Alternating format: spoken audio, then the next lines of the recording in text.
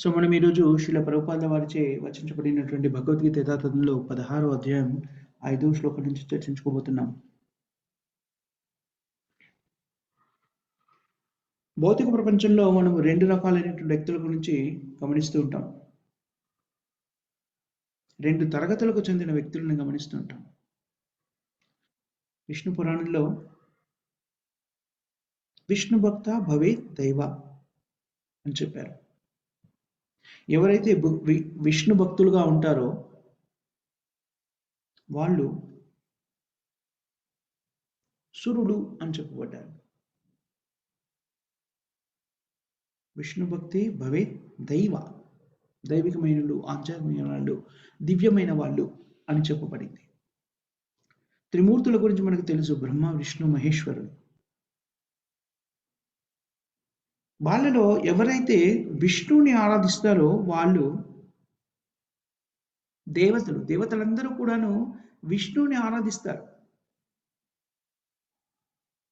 కానీ రాక్షస ప్రవృత్తి ఉన్న కలహాలు విష్ణువుని ఆరాధించరు. మనం చూసినట్టయితే బ్రహ్మ కానివ్వండి, ఇతర దేవతలు ఇంద్రుడు కానివ్వండి, చంద్రుడు కానివ్వండి, ఇతర దేవతలందరూ కూడాను విష్ణువును ఆరాధించినట్టు మనం నేర్చుకుంటాం. బ్రహ్మ, శివుడు, ఇంద్రుడు, అందరు ఇతర దేవతలందరూ కూడా విష్ణువుని ఆరాధిస్తారు. కానీ రాక్షస స్వభావం ఉన్న వ్యక్తులు, అసురులు అని మనం ఎవరైతే పిలుచుకుంటామో, రాక్షసులు, అసురులు అనుకుంటామో, వాళ్ళు భగవంతుడైన విష్ణువుని, కృష్ణుని ప్రార్థించరు. వాళ్ళు ఎవరిని ప్రార్థిస్తారు? ఇతర దేవతలను ప్రార్థిస్తారు. ఉదాహరణకి రావణుడు గొప్ప శివభక్తుడు. హిరణ్యకశిపుడు గొప్ప బ్రహ్మభక్తుడు. వాళ్ళిద్దరిని కూడాను మనకి శాస్త్రాల్లో అసురులు లేకపోతే రాక్షసులుగా వర్ణించారు. గొప్ప భక్తులే వాళ్ళిద్దరు కూడా, కానీ ఎవరికి? దేవతలకి. సో దీన్ని బట్టి మనకు అర్థమయ్యేది ఏమిటంటే 2 రకాల వ్యక్తులు ఉన్నారు. ఒక తరగతికి చెందిన వాళ్ళు అసురులు, మరొక తరగతికి చెందిన వాళ్ళు దేవతలు. భగవంతుడైన విష్ణువుని ఆరాధించే వాళ్ళు దేవతలు. విష్ణు భక్త భవేత్ దైవ.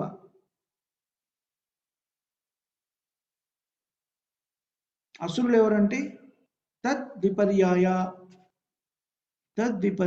అంటే విష్ణు భక్తులు కాని వాళ్ళందరూ కూడాను అసురులు.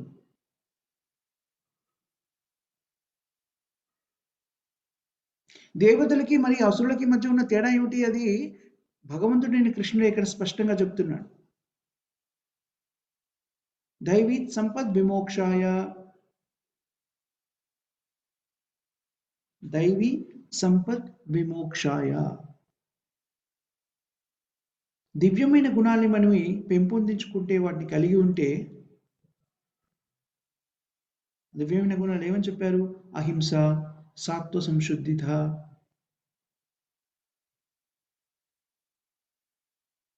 అంటే శుద్ధిగా జీవించడం, శుద్ధత్వంతో జీవించడం. మనము మొదటి 3 శ్లోకాల్లో దైవీ గుణాల గురించి స్పష్టంగా నేర్చుకున్నాం.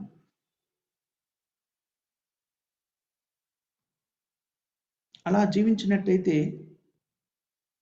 మనం ఆ దివ్యమైన గుణాలతో జీవించినట్టయితే భక్తి మార్గంలో స్థిరపడగలుగుతాము, భగవంతుని సేవలో నిమగ్నం కాగలుగుతాము.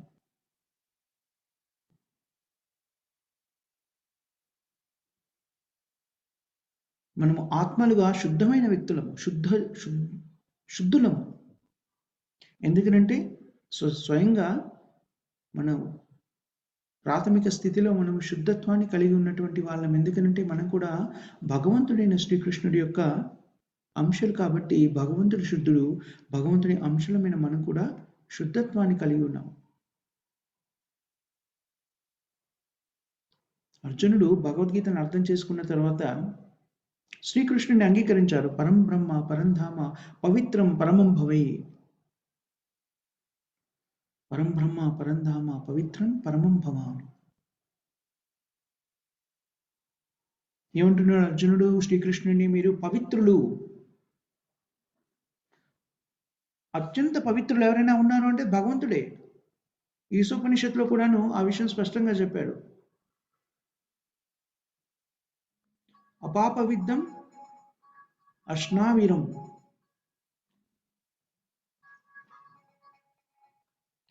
అశ్నావిరం, అపాపవిద్ధం అశ్నావిరం. అశ్నావిరం అంటే భగవంతుని యొక్క శరీరము, భగవంతుని యొక్క దివ్యమైనటువంటి దేహము. భగవంతుని శరీరంలో మనకున్నట్టుగా నరాలు ఉండవు అట. అందుకని అతని శరీరాన్ని ఏమన్నారు అంటే అపాపవిద్ధం అన్నారు.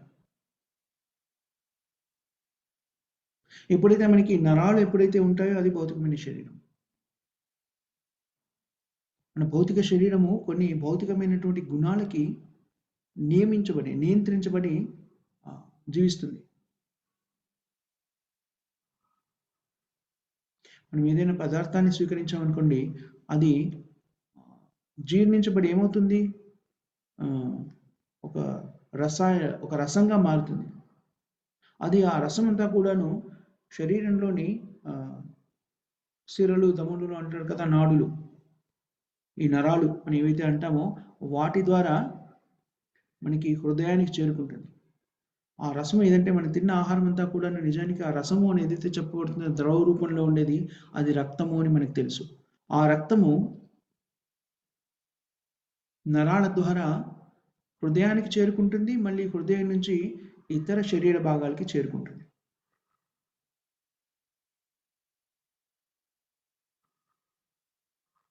దీన్ని మనము మామూలు సామాన్య శాస్త్రం కూడా నేర్చుకున్నాం. ఆ విధంగా మన నరాలలో రకరకాల నరాలు ఉన్నాయి. దమనులు, సిరులు అంటాను చూడండి. దమనులు అంటేనేమో మంచి రక్తాన్ని కొనిపోతాయి మన హృదయం నుంచి. సిరులు అంటేనేమో సిరులు సంథింగ్ లైక్ దాట్ అంటారు. అవి చెడు రక్తాన్ని మళ్ళీ హృదయం దగ్గరికి తీసుకొస్తాయి.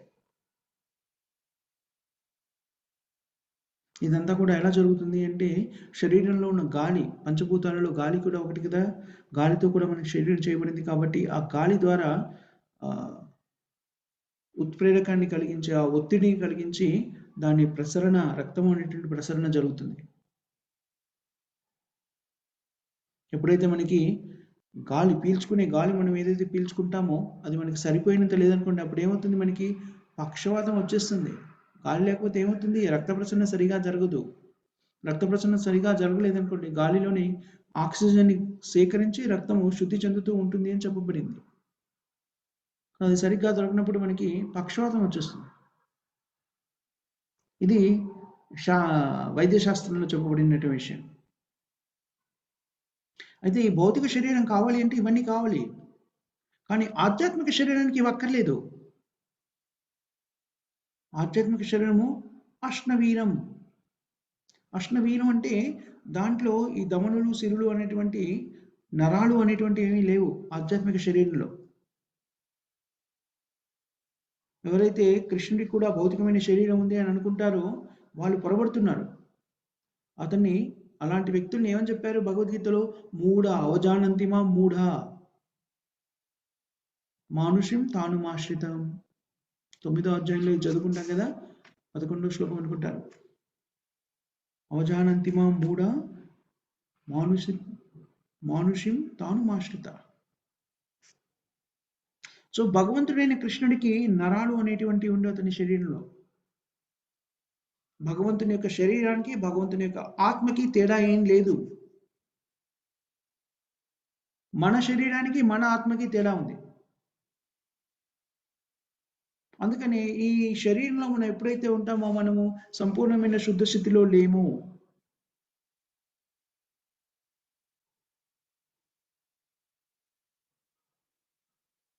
అభయం సాత్వ సంశుద్ధి.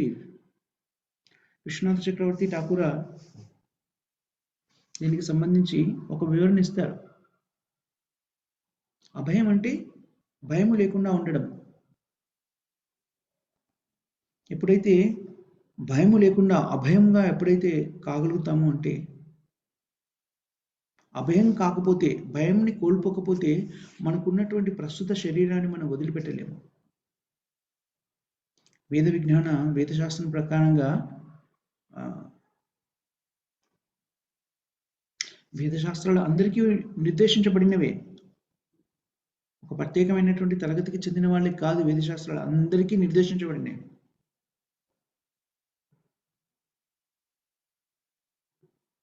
ఎవరైనా అనుకుంటుంటే వేదాలు మాకు కాదు, ఒక ప్రత్యేకమైన కులానికి మతానికి చెందినవి వీళ్ళకి మాత్రమే అనుకుంటే అది చాలా పొరపాటు. భగవంతుడైన కృష్ణుడు చెప్పినప్పుడు చతుర్వర్ణం మయా సృష్టిం అని చెప్పాడు. వేద పద్ధతి ఏదైతే ఉందో అందరి కోసము నిర్దేశించబడింది. ఒక ప్రత్యేకమైన దేశానికి కానీ, ప్రత్యేకమైనటువంటి సంఘానికి కానీ, ప్రత్యేకమైన వర్గానికి కానీ చెప్పబడలేదు. వేద పద్ధతి ఏం చెబుతోంది అంటే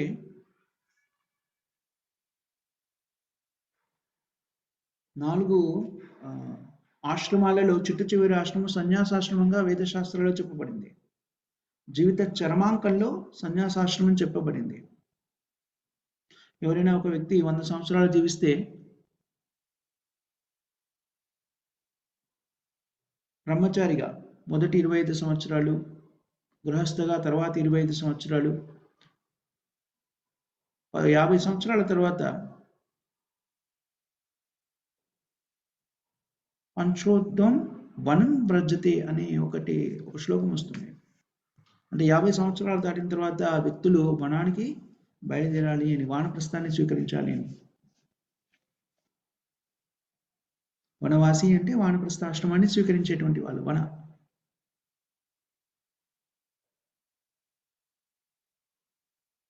ఎవరైతే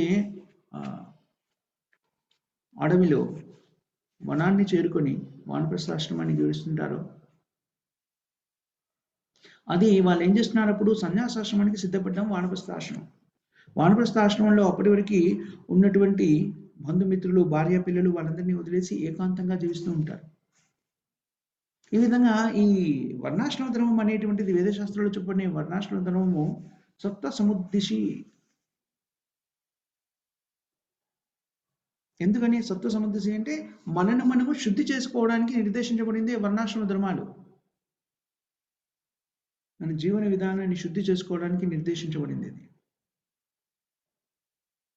మన స్థితిని మనము శుద్ధి చేసుకోకపోతే మనం ఈ శరీరం నుంచి మళ్ళీ శరీరానికి మళ్ళీ వెళ్ళాలి. అదేమిటి? భౌతికమైనటువంటి స్థితి. జలజానవ లక్షాన్ని స్థావర లక్ష వింశతి. ఇలాగా శరీరాన్ని ఒక శరీరం నుంచి మరొక శరీరంలోకి ఉన్నతమైన స్థితి మరియు హీనమైన స్థితి, ఒక స్థితి నుంచి మరొక స్థితికి అలా జీవాత్మ తిరుగుతూ ఉండాలి. జలచరముగా, లేకపోతే వృక్షాలుగా, కీటకాలుగా, పక్షులుగా, మృగాలుగా, ఇలాగా ఈ పరిణతి అలా జరుగుతూనే ఉంటుంది.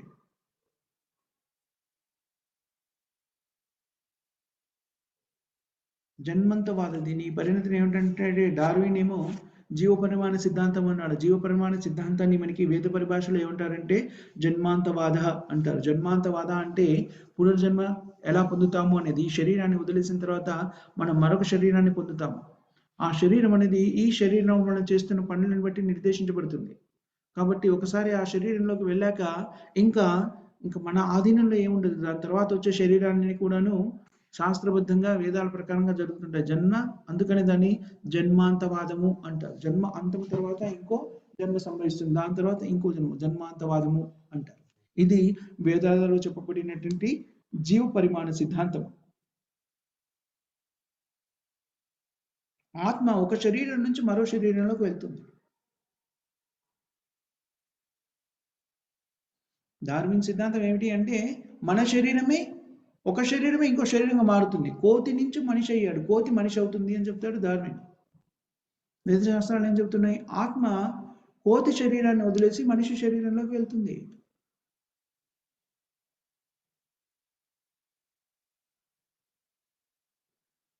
ఎందుకంటే శరీరము మార్పు చెందలేదు. శరీరం ఎలా లభిస్తుంది అంటే జీవాత్మ యొక్క కోరికల ప్రకారంగా శరీరం మనకి ఇవ్వబడుతుంది. మనం ఏ రకమైన కర్మలు చేస్తామో ఆ కర్మల ఫలితంగా మనకి మన కోరికలు, మన కర్మల ఫలితంగా మనకి తర్వాతి శరీరం లభిస్తుంది.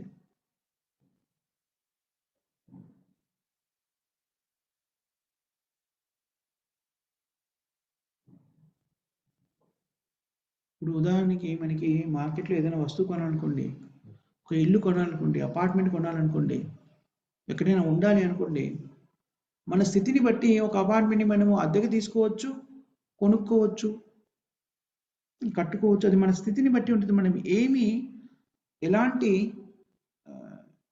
రొక్కాన్ని మనం చెల్లిస్తామో అదే విధంగా దాన్ని మనము లబ్ధిని కూడా పొందుతాము.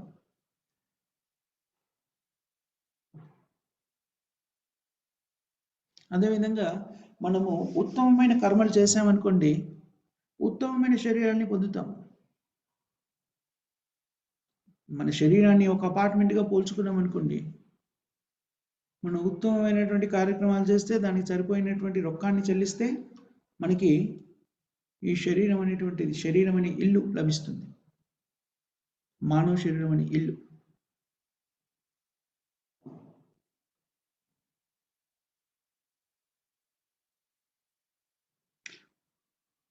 ఊర్ధ్వం గచ్చంతి సత్వతః,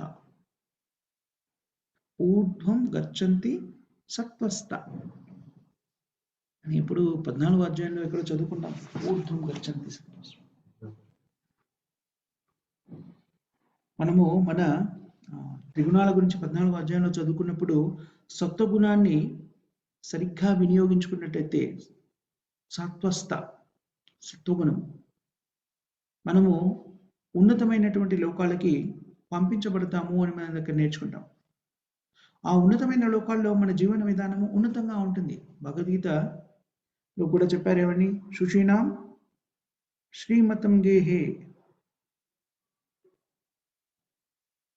శృతీనాం శ్రీమతం గేహే యోగభ్రష్టో సంజాయతే. యోగాభ్యాసంలో స్థిరపడి ఉన్నటువంటి వ్యక్తి యోగాభ్యాసాన్ని సరిగ్గా చేయలేదు అనుకోండి, అతనికి సరిగ్గా చేసి సంపూర్ణత్వాన్ని సిద్ధించుకోలేకపోతే ఆ వ్యక్తికి మరో అవకాశం ఇవ్వబడుతుంది. ఆ అవకాశం మరో అవకాశం చాలా ఉన్నతమైంది, మంచిదే. కానీ ఎలా ఇవ్వబడుతుంది? శుభ్రత కలిగినటువంటి ఒక వేద పండితులటువంటి ఆచార వ్యవహారాన్ని ఆచరిస్తున్నటువంటి ఒక కుటుంబంలో ఆ శరీరం మళ్ళీ ఇవ్వబడుతుంది. ఆ జీవాత్మకి శరీరం ఇవ్వబడుతుంది. శ్రీమతి అంటే ధనికులైనటువంటి కుటుంబం. ధనికులు రాజ్యాధికారాన్ని కలిగి ఉన్న ధనికులైనా ఉండొచ్చు, లేకపోతే వ్యాపారవేత్తలైన ధనికులైనా ఉండవచ్చు. భగవంతుని యొక్క అనుజ్ఞ ప్రకారంగా ప్రకృతి ఆ జీవాత్మకి ఆ స్థితిని కలిగజేస్తుంది. ఇలాగా భగవంతుడు మనకి అనేక అవకాశాలను ఇస్తున్నాడు. ఏమని? ఈ జన్మ మృత్యు జరావ్యాధి అనేటువంటి చక్రం నుంచి బయటపడడానికి. జన్మ మృత్యు జరావ్యాధి దుఃఖ దోషాను దర్శనం. ఇది జన్మ మృత్యు జరావ్యాధి అనేటువంటి 4 స్థితుల నుంచి బయటపడడానికి జీవాత్మ, ముఖ్యంగా బుద్ధిమంతుడైనటువంటి జీవాత్మ ప్రయత్నించాలి. అదే వేద విధానము, వైదిక ధర్మం అంతా కూడా మనకు అదే బోధిస్తుంది. భౌతిక ధర్మము బోధించేది ఏమిటంటే ఈ భౌతికమైనటువంటి జీవన విధానం నుంచి బయటపడడం ఎలా. అందుకని జీవన విధానం నుంచి బయటపడడానికి వేదశాస్త్రాలు మనకి ఈ పని చేయండి, ఆ పని చేయండి, ఈ నియమాలు పాటించండి, ఆ నియమాలు పాటించండి, ఈ విధంగా జీవించండి, ఇవన్నీ కూడాను మనకు తెలియజేస్తున్నాయి. ఈ నియమాలన్నీ ఎందుకు? మనం నియంత్రించబడినటువంటి నిర్దేశితమైనటువంటి జీవితాన్ని గడపడానికి. అందుకని భగవంతుడు కూడా ఏమని చెప్తున్నాడు? దైవీ సంపత్ విమోక్షాయ. ఎప్పుడైతే మనం దైవీ గుణాలని అలవర్చుకుంటామో, అహింస, సత్వ, సంశుద్ధి, ఇలాంటివన్నీ మనకి చెప్పారు. ఆ స్థితిలో ఉంటే విమోక్షాయ, ఈ భౌతిక బంధనాల నుంచి విముక్తి పొందుతాం. ఆధునిక నాగరికత దురదృష్టవశాత్తు ఈ విమోక్షాయ అనేటువంటి విషయం వాటికి తెలీదు. పూర్తిగా ఆధునికమైనటువంటి విజ్ఞానం ఏదైతే ఉందో అది పూర్తిగా దానికి ఇదంతా కూడా దానికి ఈ విజ్ఞానము అంధకారమైనది, దానికి అవగతం కాదు.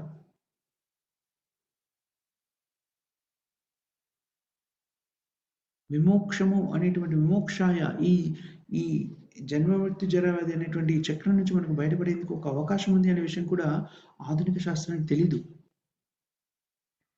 మరుజన్మ అంటేనే తెలీదు. ఆత్మ విషయమే తెలీదు.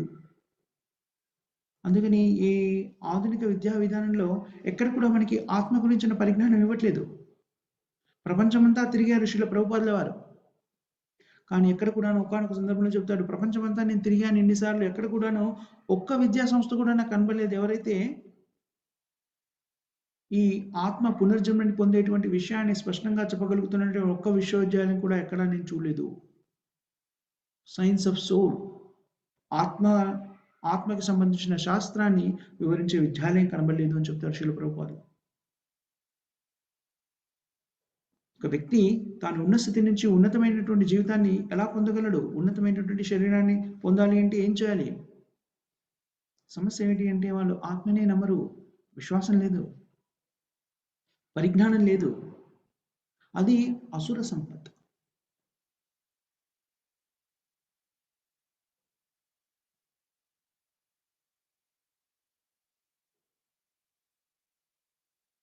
ఇక్కడ ఏమని చెప్పాడు? ప్రవృత్తించ నివృత్తించ జనాన విదురాసుర.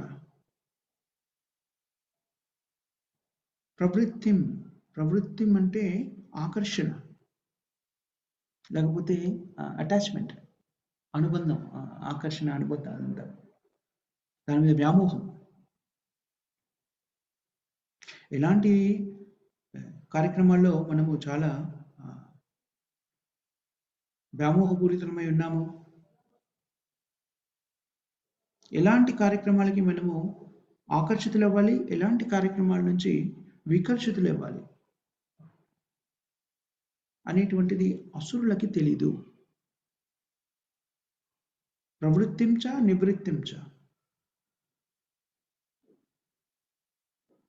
అసురులైన వాళ్ళు జీవితాన్ని ఎలా నిర్వర్తించుకోవాలో తెలీదు, ఏ మార్గంలో పయనించాలో తెలీదు.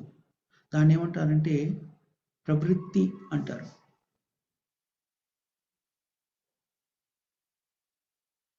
ఎవరికైతే ఎలాంటి జీవితాన్ని గడపకూడదు అని తెలుస్తుందో వాళ్ళని నివృత్తి మార్గాన్ని స్వీకరించిన వాళ్ళు అంటారు. ప్రవృత్తి, నివృత్తి. ప్రవృత్తిస్తూ జీవాత్మాను భూనం నివృత్తితో మహాఫలం. శాస్త్రాలన్నీ కూడా, వేద మార్గంలో మనకు అందించే శాస్త్రాలన్నీ కూడా వైదిక మార్గాన్ని, ప్రవృత్తి నివృత్తి మార్గాలు చెప్తున్నాయి. దేన్ని స్వీకరించాలి, దేన్ని స్వీకరించకూడదు.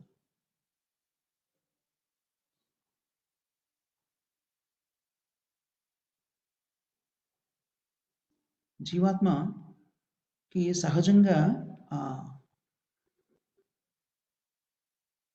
వ్యవాయ అంటారు. వ్యవాయ అంటే మైథున తృప్తిలో ఆనందపడము అనేటువంటిది. మద్య సేవనం అంటే మద్యాన్ని సేవించడం, మత్తు పదార్థాలను సేవించడం. అమీష సేవ అంటే మాంసాహారాన్ని భుజించేటువంటి ఇష్టము. ఇవన్నీ కూడా సహజంగా మనుషుల్లో ఉండేటువంటి దుర్గుణాలు. అసురులైన వాళ్ళు వీటిని ఆపాలని అనుకోరు, వాటిని ఇంకా ఇంకా పెంపొందించుకోవాలనుకుంటారు. అది అసురుల యొక్క జీవన విధానం.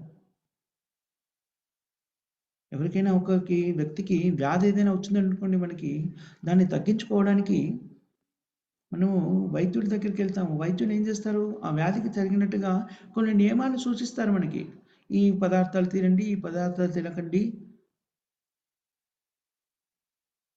ఎవరైనా డయాబెటిక్ పేషెంట్ ఉన్నారనుకోండి, డయాబెటీస్ ఉందనుకోండి, వాళ్ళకి చక్కెర పదార్థాలు తినకూడదు అని డాక్టర్లు నిషేధిస్తారు.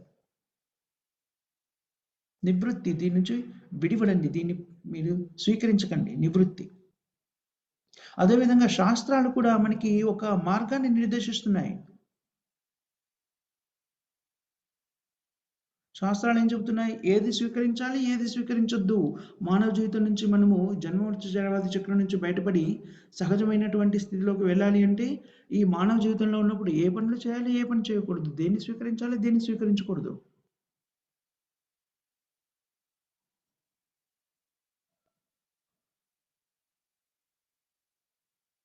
అమీష సేవ నిత్య సుజయతో నిత్య సుజంతో.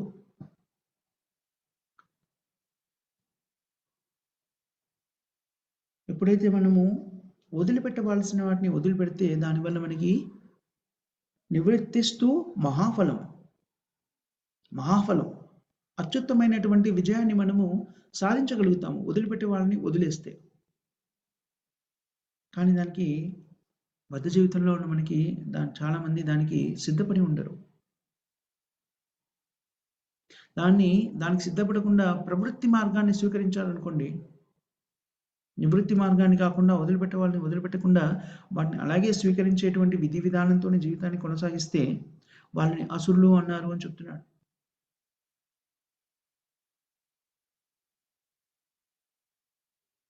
ప్రవృత్తించ నివృత్తించ జనాన విదురాసుర అని కృష్ణుడు చెప్తున్నాడు ఈ శ్లోకంలో.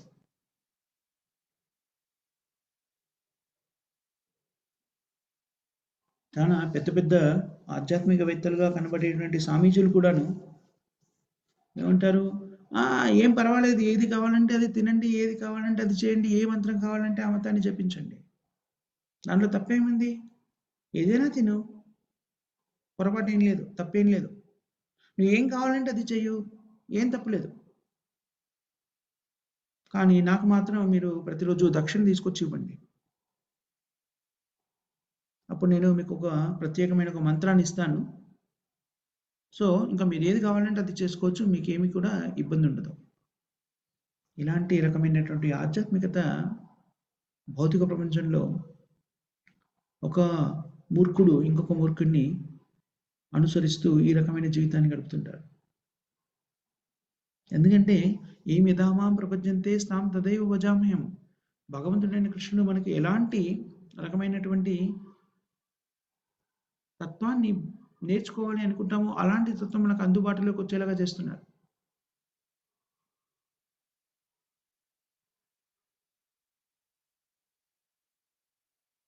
మనకి సమాజంలో సంపూర్ణమైనటువంటి స్వతంత్రం ఇచ్చి ప్రభుత్వం మనందరికీ కూడా పూర్తిగా స్వతంత్రం ఇచ్చి ఇప్పుడు మీరు ఏది కావాలంటే అది చేయండి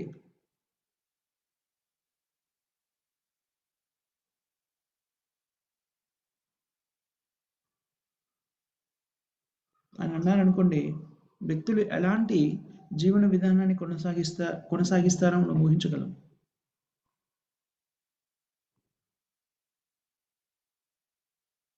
కృష్ణ మార్గంలో జీవించే వాళ్ళు పాటించేటువంటి నియమ నిబంధనలు ఏవైతే ఉంటాయో అవి వాళ్ళ శుద్ధీకరణకి మూల కారణమవుతాయి.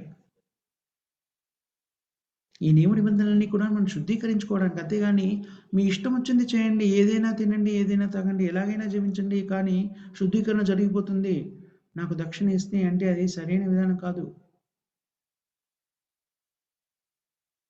మామూలుగా బద్ధ జీవితంలో ఉన్న వాళ్ళని మనం ఏ నియమాలు చెప్పము. ఎందుకంటే వాళ్ళు ఆధ్యాత్మికతను స్వీకరించలేదు కాబట్టి. ఎప్పుడైతే భగవద్భక్తి వైపు ఆకర్షితులై ఆధ్యాత్మికతని స్వీకరిస్తారో వాళ్ళకి భగవద్భక్తిలో ముందుకెళ్ళడానికి కావలసినటువంటి నియమ నిబంధనలు మనకు శాస్త్రం అందజేస్తుంది. ఎవరైతే భక్తి మార్గంలో ముందుకెళ్ళాలనేటటువంటి ఆలోచన స్థిరంగా ఉంటుందో వాళ్ళు ఈ నియమాలన్నింటినీ కూడా శ్రద్ధగా పాటిస్తారు. తద్వారా ఏమవుతుంది? అసురులు దేవతలవుతారు. అసురులుగా ఉన్న వాళ్ళు దేవతలుగా మారుతారు. అది కృష్ణ చైతన్య విధి విధానం ఏమిటి అంటే, మీరు ఏ స్థితిలోనైనా ఉండండి, ఈ నియమాలను పాటిస్తూ హరినామాన్ని జపిస్తూ ఈ నియమాలన్నీ పాటించారనుకోండి, హరే కృష్ణ మహామంత్రాన్ని ప్రతిరోజు 16 మాలలు కనీసంగా జపించడము, భగవంతునికి సమర్పించిన ఆహారాన్ని మాత్రమే స్వీకరించడము, శాస్త్రాలని అభ్యసించడము, భక్తుల యొక్క సాంగత్యాన్ని స్వీకరించడము, మాంసాహారాన్ని తినకుండా ఉండడము, మద్యపానం సేవించకుండా ఉండడము, జూదం ఆడకుండా ఉండడము, వివాహేతర సంబంధాన్ని ఏ రకమైనటువంటి ఆ సంబంధాన్ని కలిగి ఉండకుండా ఉండడం.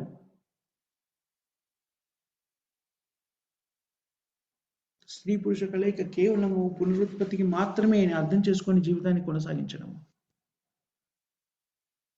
ఈ విధి విధానాన్ని పాటిస్తే అసురులుగా ఉన్న వాళ్ళు దేవతలవుతారు.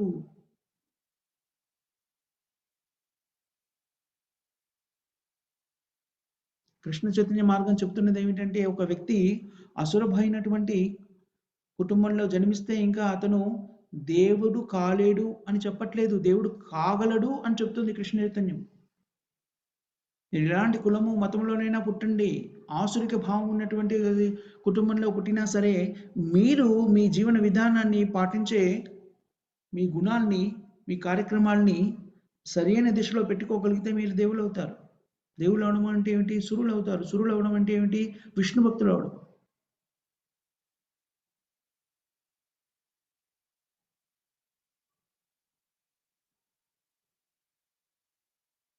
కృష్ణుడు ఏమని చెప్తున్నాడంటే, మామీ పార్థ విపాస్త్రీయ ఏపి పాపయోనన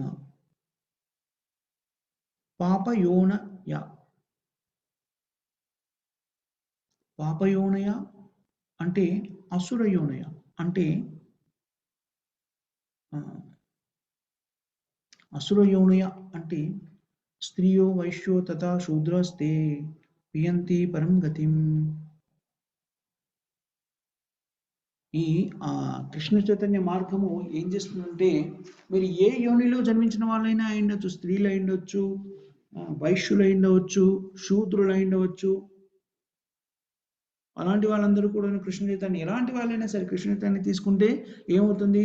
యాంతి పరం గతిం. వాళ్ళందరూ కూడా ఉన్నత స్థితికి చేరుకుంటారు. అందరికీ కూడా అవకాశం ఉంది. అంటే ఈ కృష్ణ చైతన్య మార్గం ఏదైతే ఉందో అన్ని రకాల జీవాత్మలకి అవకాశం కల్పిస్తుంది. మనుషులు ఏ రకమైన జీవితంలో ఉన్నా సరే, ఎంత దయనీయమైనటువంటి దీన స్థితిలో ఉన్నా సరే, వాళ్ళందరూ కూడా దేవతలు, ఉన్నతులు, సురులు, భగవంతుని యొక్క భక్తులు కాగలుగుతారు. చూడండి ఎంత ఉన్నతమైనటువంటి ఉత్తమమైనటువంటి ఉద్యమం ఇది, కృష్ణ చైతన్య ఉద్యమం. ఎందుకంటే మన దేవతను, దేవత అంటే అర్థం ఏమిటి? సురులు. సురులు అంటే అర్థం ఏమిటి అని చెప్పారు? విష్ణు భక్తులు. భగవంతుడున్న విష్ణువుని, కృష్ణుని ఆరాధించకుండా ఉండే వ్యక్తులు ఈ భౌతికమైనటువంటి బంధనాల్లో చిక్కుకొని ఉంటారు. వీటిలో ఆకర్షితులై దీంట్లోనే తిరుగుతుంటారు. ఇంకో అవకాశం ఏం లేదు. కృష్ణ భక్తులం కాకపోతే మనము భౌతిక బంధనాల్లో ఉండడం తప్ప ఇంకో అవకాశం ఏం లేదు. ఇదే జన్మ మృత్యు జరావ్యాధి, జన్మ మృత్యు జరావ్యాధి చక్రంలో తిరుగుతూ ఉంటాం. అదొక్కటే మార్గం. అందుకని కృష్ణ ఏమని చెప్తున్నారు? దైవీ సంపద్ విమోక్షాయ. ఈ భౌతిక బంధనమైనటువంటి జన్మతో జరావధి చక్రం నుంచి ముక్తి పొందాలి అంటే, ఈ త్రిగుణాల యొక్క స్థితుల నుంచి, ఈ భౌతిక స్థితిలోని త్రిగుణాల యొక్క భౌతిక స్థితి నుంచి బయటపడాలి అంటే దైవీ సంపత్ అంటే ఈ దైవీ గుణాలని అలవర్చుకోవాలి. అవి అలవర్చుకోవడం కష్టం కాదు, వాటిని మనము అభ్యాసం ద్వారా పెంపొందించుకోవచ్చు. ఎలాంటిది అంటే, ఒకసారి తప్పు చేసి ఏంటి అంటే, ఈ గుణాలు ఏవి లేకుండా రాక్షస గుణాలు ఉన్నాయి కాబట్టి ఇంకా నువ్వు శాశ్వతంగా రాక్షసులుగానే ఉండాలి, సవరించుకునే అవకాశం లేదని కాదు.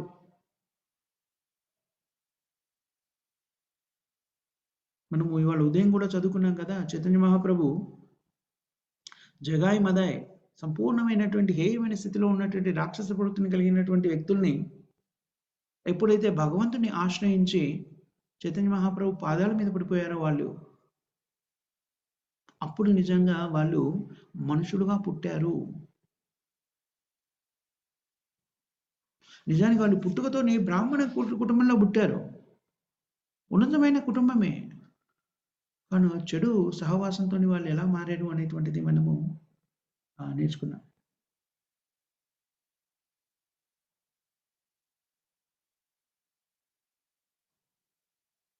ఇప్పుడు కూడాను భౌతిక జీవన విధానంలో రకరకాల సంఘాలు ఉంటాయి. ఏమంటారు ఇంగ్లీష్లో దాన్ని? క్లబ్ అంటారు చూడండి, క్లబ్స్.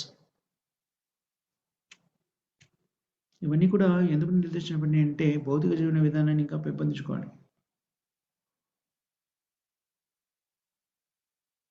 ఈ 4 నియమాలు ఏవైతే మనం చెప్తున్నామో ఆ 4ని ఉల్లంఘించడానికి అవకాశం ఏర్పడేటటువంటిది సమూహమే ఆ క్లబ్ లేకపోతే సమాఖ్య అలాంటివి ఉంటాయి. ఈ సాయంత్రాలు, వారాంతాలు, సెలవు రోజుల్లో వ్యక్తులు ఇంటి దగ్గర కాకుండా ఇలాంటి ముఖ్యంగా పాశ్చాత్య దేశాల్లో ఇలాంటి స్థలాల్లో 4 రకాలైనటువంటి నియమాల నుంచి ఉల్లంఘిస్తూ ఉంటారు.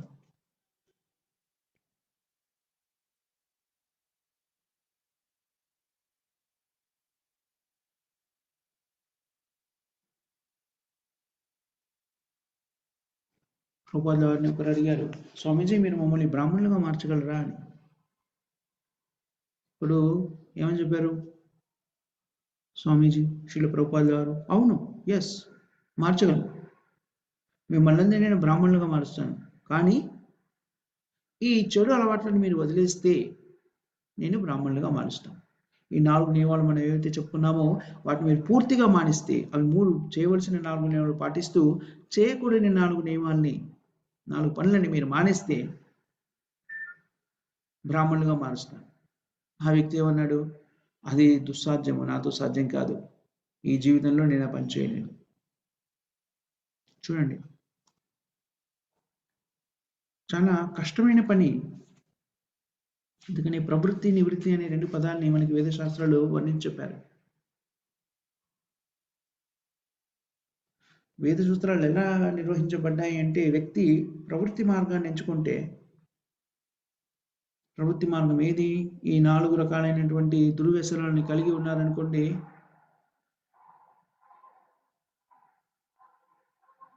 వాళ్ళు ఈ భౌతిక బంధనాల నుంచి ముక్తులు కాలేరు.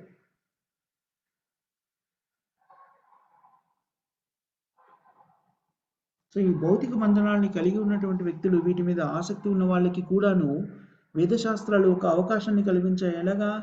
నియమితంగా నియమ నిబంధనలు పాటిస్తూ ఈ కోరికలను తీర్చుకునే ప్రయత్నం చేస్తే మెల్లమెల్లగా ప్రవృత్తి నుంచి నివృత్తి మార్గానికి బయలుదేరుతారు. నివృత్తి మార్గంలో స్థిరపడగలుగుతారు. అందుకని మనకి గృహస్థ ఆశ్రమం కూడా పెట్టారన్నమాట.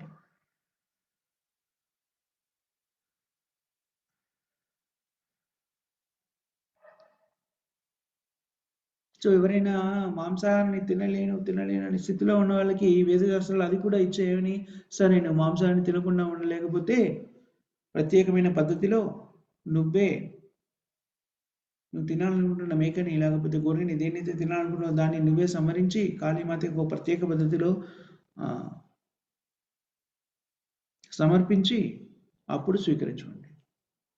అంతేగాని ఇలాగా సూపర్ మార్కెట్లోకి వెళ్ళి మాంసాన్ని కొని తెచ్చుకొని తినమని చెప్పలేదు.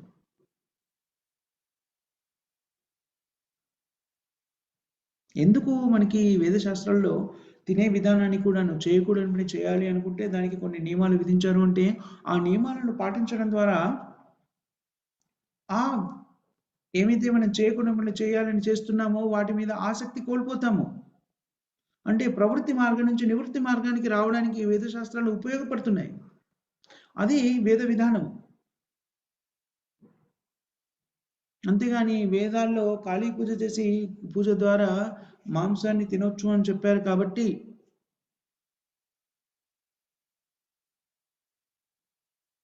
వ్యక్తులు కాళీమాత భక్తులు అవుతుంటారు కొన్నిసార్లు. కేవలం మాంసాహారం తినడానికి, దట్స్ ఆల్.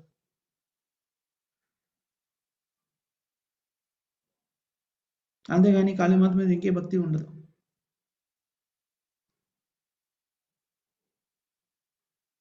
వైష్ణవ సిద్ధాంతం ఏమిటి అంటే వెంటనే ఈ 4 చేయకూడని పనులు ఆవేమని చెప్తుంది వైష్ణవ సిద్ధాంతం. లేకపోతే నివృత్తి మార్గంలో జీవించడము, ముందుకు వెళ్ళడము అనేటువంటి సాధ్యం కాదు. నివృత్తి మార్గాన్ని స్వీకరించకుండా మనం భక్తిలో స్థిరపడలేము, ముందుకు వెళ్ళలేము.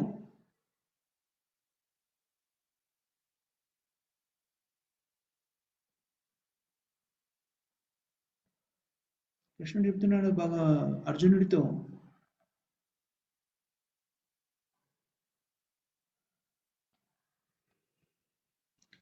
దైవీ సంపద్ విమోక్షాయ నిబంధాయ సురీమత.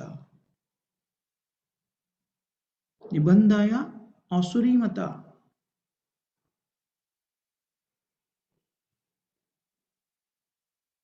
అసురుల యొక్క జీవన విధానం ఎలాగా ఉంటుంది అంటే ప్రతిక్షణము హింసా మార్గాన్ని అవలంబిస్తూ ఉంటారు. అందుకని అర్జునుడు ఏమంటాడు, ఇప్పుడు నేను యుద్ధం చేస్తున్నాను కదా, నేను కూడా హింసా మార్గంలో ఉన్నాను కదా, నేను కూడా అసురుని అయిపోయినా, అసురీ సంపద నేను కూడాను అని అడుగుతాడు. అప్పుడు కృష్ణుడు వెంటనే ఏమని చెప్తాడు, లేదు లేదు లేదు లేదు, నువ్వు భయపడకు, మాసుచ మాసుచ మాసుచ సంపదం దైవం. అర్జున, దాని గురించి బెంగపడకు. ఎందుకు? నీలో అసురీ భావన ఏమీ లేదు. నువ్వు నా కోసం యుద్ధం చేస్తున్నావు, నీ కోసం చేయట్లేదు. అందుకని నువ్వు అసురుడివి కాదు. ఎవరైతే తమ ఇంద్రియ తృప్తి కోసమని యుద్ధం చేస్తారో వాళ్ళు అసురులు. ఒకవేళ యుద్ధం చేయాల్సిన అవసరం వచ్చినప్పుడు క్షత్రియులు యుద్ధం చేస్తారు, కానీ ఎందుకని? సరి అయిన కారణంతో ధర్మ సంస్థాపనకై వాళ్ళు యుద్ధం చేస్తారు. కానీ దురదృష్టం ఏంటంటే ఎవరు యుద్ధం చేస్తున్నా కూడా వాళ్ళ వైపు వాళ్ళు ధర్మమే అనుకుంటారు. లేకపోతే యుద్ధమే ఉండదు కదా, నేను అర్థం చేస్తున్నాను చేయకూడదు అనేటువంటి జ్ఞానం ఉంటే యుద్ధమే ఉండదు. దుర్యోధనుడు కూడా తను చేస్తున్నది ధర్మ యుద్ధమని అనుకుంటాడు. అందుకని మనం అనుకోవడం కాదు, అది ధర్మమా కాదా అనేటువంటిది శాస్త్రం ద్వారా వ్యక్తీకరించుకోవాలి. శాస్త్రంలో దాన్ని నిరూపించుకోవాలి. శాస్త్రం ద్వారా తెలుసుకోవాలి మనం చేస్తున్న పని ధర్మమా కాదా. అలాగే అర్జున ముందు యుద్ధం చేయనన్నాడు, కానీ శాస్త్రం ప్రకారంగా యుద్ధం చేయకపోవడం అధర్మము, యుద్ధం చేయడం ధర్మము అని తెలిసిన తర్వాత యుద్ధం చేయడానికి సిద్ధపడ్డాడు. ఎందుకు? ధర్మయుద్ధం ఏదైతే ఉందో అది కృష్ణుడికి అనుమతించబడింది, అందుకని అది సరి అయినది. మనకి మనంగా ఏది సరి అయింది ఏది సరి అయింది కాదు అని నిర్ణయించుకోవడానికి లేదు. మనకి మనగా నిర్ణయించుకుంటే ఏమవుతుందంటే మానసిక కల్పన అవుతుంది. దాన్ని మనం చేసే పని శాస్త్రాలు అనుమతించాలి. దాని ప్రకారంగా జీవితాన్ని కొనసాగిస్తే దాన్ని ఏమంటారు? దైవీ జీవితము, దివ్యమైన జీవితము.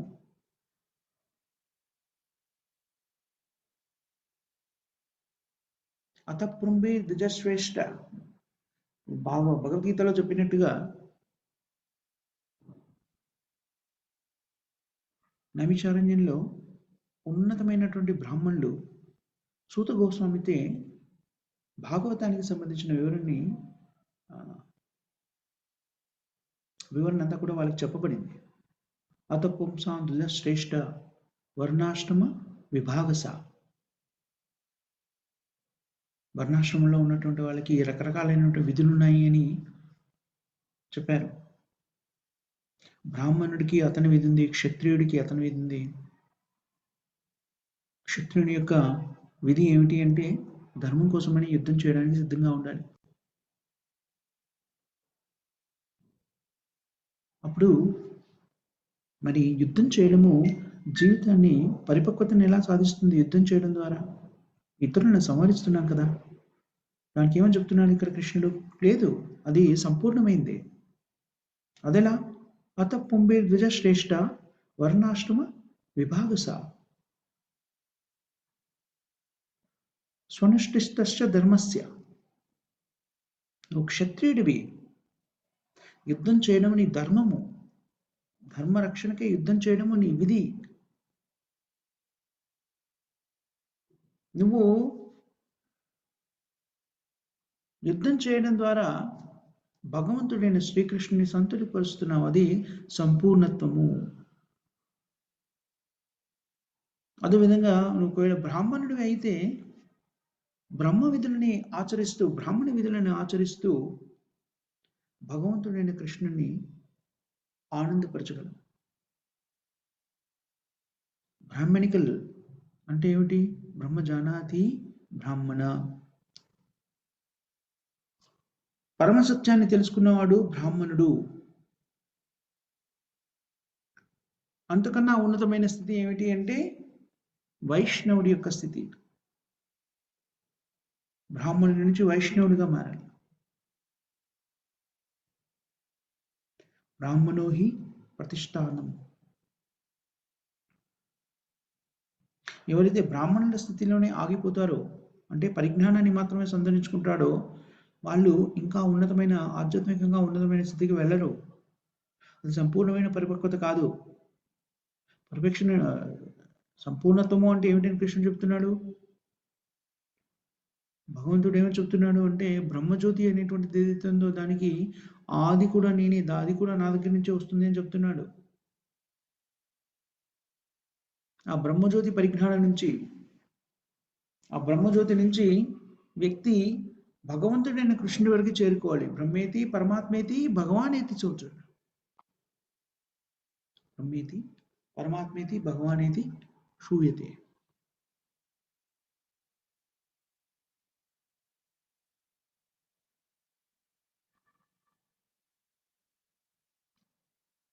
సో అందరూ కూడా సూర్య రశ్మిని చూస్తూ ఉన్నారు. కానీ నీ దగ్గర శక్తి ఉందనుకోండి, సూర్యగోళానికి వెళ్ళిపో. అక్కడ భగవంతుడైన సూర్యుడిని చూడగలవు.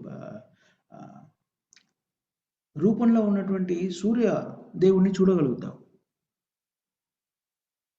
ఎందుకంటే సూర్యరశ్మి సూర్యదేవుని నుంచి ఉద్భవిస్తుంది. అలాగే బ్రహ్మజ్యోతి కృష్ణుడి నుంచి ఉద్భవిస్తుంది. బ్రహ్మజ్యోతి కృష్ణుడే. బ్రాహ్మణోహి ప్రతిష్టాతం. బ్రహ్మజ్యోతి అన్నది భగవంతుని యొక్క శరీరం నుంచి ఉద్భవించబడుతున్నటువంటి కాంతి. బ్రహ్మ సంహితలో కూడా దీనికి సంబంధించిన వివరణ ఇచ్చారు. యశ ప్రభావ ప్రభవతో జగదాంద కోటి. ఈ పరిజ్ఞానాన్ని సంతరించుకొని దాని వైపు మనం అడుగులు వేసినప్పుడు మనం ఆధ్యాత్మిక ప్రగతిని సాధించగలుగుతాము. ఇక్కడ అర్జునుడు క్షత్రియుడు, యుద్ధం చేస్తున్నటువంటి వాడు, యుద్ధం చేయవలసినటువంటి వాడే.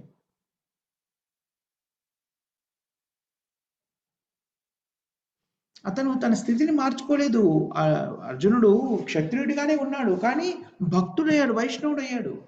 అంటే వైష్ణవుడుగా మారడానికి ఇప్పుడు అర్జునుడు బ్రాహ్మణుడు అవ్వలేదు, క్షత్రియుడిగానే ఉన్నాడు, కానీ శుద్ధ భక్తుడయ్యాడు. అంటే భగవద్భక్తిలో ఉండడానికి మనం ఏ స్థితిలో ఉన్నా కూడా ఉండవచ్చును. ఆ స్థితిని మార్చుకోవాల్సిన పని లేదు. భగవద్గీతలంతా విన్న తర్వాత అర్జునుడు తన ధర్మాన్ని మార్చుకోలేదు. క్షత్రియుడు బ్రాహ్మణుడు అయిపోలేదు. కావాలి అనుకుంటే అవ్వచ్చు, కానీ కాలేదు.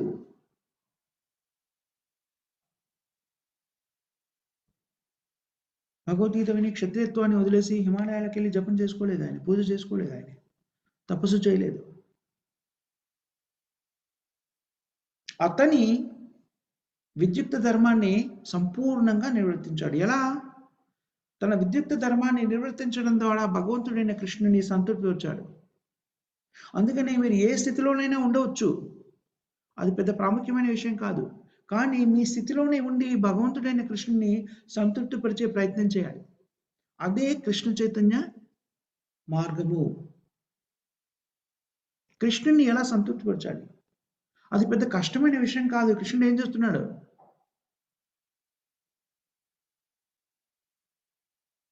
అర్జునుడు క్షత్రియుడు కాబట్టి యుద్ధం చేయవలసినటువంటి ఆవశ్యకత గురించి అర్జునుడికి చెప్పాడు.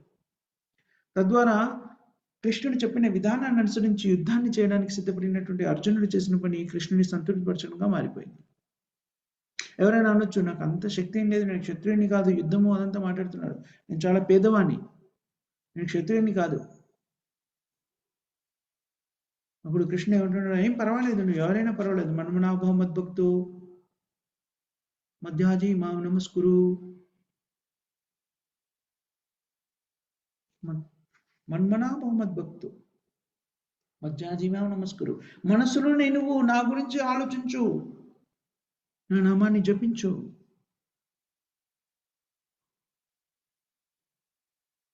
ఎప్పుడు కూడాను కృష్ణుడి గురించే మనస్సులో ఆలోచిస్తూ, కృష్ణుడి గురించే ధ్యానిస్తూ, మన్మన మాం మద్భక్తో ఆలోచిస్తూ ఉన్న భక్తుడి కమ్ము. నువ్వు ఏది నాకు సమర్పించగలిగితే దాన్ని సమర్పించు.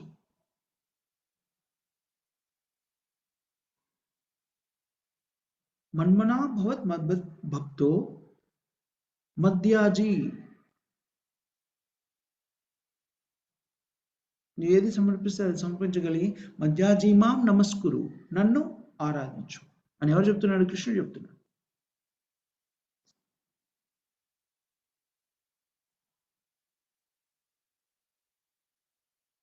ఏదో ఒక విధంగా మీరు కృష్ణ చైతన్యంలో స్థిరపడండి అని కృష్ణుడు చెప్తున్నాడు. అది పెద్ద కష్టమైన విషయం కాదు. ధనమున్నా ధనం లేకపోయినా భగవంతుని ఆరాధించడం అనేటువంటిది చాలా ఉన్నతమైనటువంటి స్థితి. నాకేదో చాలా పెద్ద పెద్దవి సమర్పించమని భగవంతుడు అడగట్లేదు. పత్రం పుష్పం ఫలంతో నువ్వు చాలా పేదవాడవై ఉంటే సరే, ఒక చిన్న ఫలము, లేకపోతే పుష్పము, ఉదకము, నీరు, వాటిని నేను స్వీకరిస్తాను అంటాడు.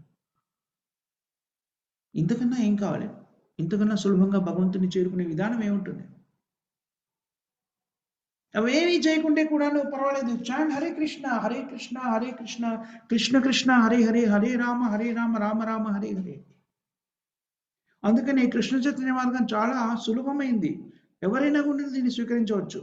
తద్వారా తమ జీవితాన్ని సఫలీకృతం చేసుకోవచ్చు.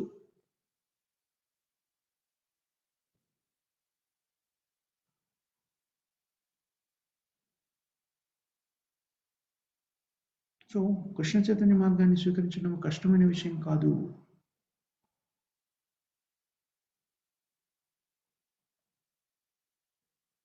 ఏమీ చేయలేకపోతే, నాకు మంత్రాలు రావు, తంత్రాలు రావు, పూజా విధానం తెలీదు, ఏమీ చేయలేను, నియమాలు పాటించలేను, ఉదయమే లేవలేను, అన్ని నియమాల్ని కూడా తొలగించేశారు భగవంతుడు. ఏమన్నారు? భగవన్నామాన్ని స్మరించడానికి కావలసిన ఏకైక సూత్రం ఏమిటి అంటే ఆసక్తి. ఆ మంత్రాన్ని జపిస్తున్నప్పుడు మన చెవులతో మనం విన్నాం అంతే. ఏ నియమాలు లేవు. హరే కృష్ణ కృష్ణ కృష్ణ హరే హరే హరే రామ రామ రామ హరే హరే.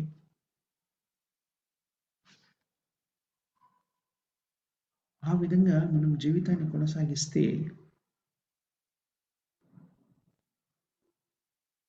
మనం జీవితంలో సఫలీకృతం అవుతాము.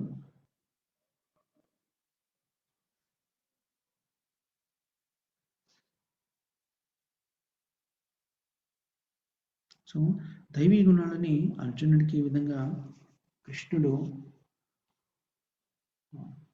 తెలియజేస్తున్నాడు. ఇక్కడ మనం ఆపేద్దాం. ఏమైనా క్వశ్చన్స్ కానీ కామెంట్స్ కానీ ఉన్నాయా మాతాజీ సింప్రభుజీస్?